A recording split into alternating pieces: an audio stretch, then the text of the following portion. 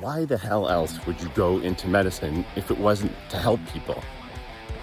Okay, Dr. P here, and I'm just remembering something that I was told when I was applying for medical school, and I just think it's pretty odd that I was told by my advisors that don't say you want to go to medical school and become a doctor to help people. And I thought that was really, really odd. And I said it anyway, but I qualified things, but I did say it because that's why I wanted to go into medicine. I assume that's why anybody who wants to go into the medical field wants to go into it. It's to help people. Why the hell would you go into the medical field if you didn't want to help people? Just like I assume veterinarians want to help animals and their owners. So anyway, I found that odd.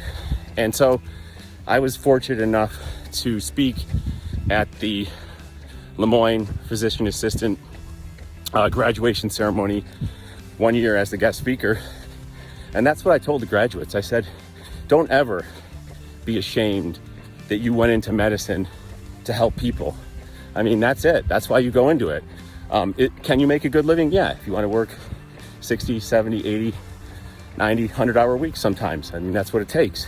But we do it because we love helping people. There's nothing better. You might have a day where it just seems like no one's getting better. People are upset. I mean, luckily you don't get too many days like that, but you might.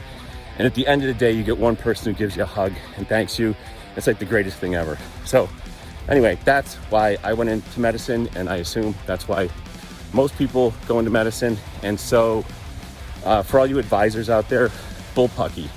You're full of baloney. And by the way, if a school doesn't take you because you say you want to go into medicine to help people, you're better off not going there because they're obviously not doing it for the right reasons. So that's my 2 cents on that.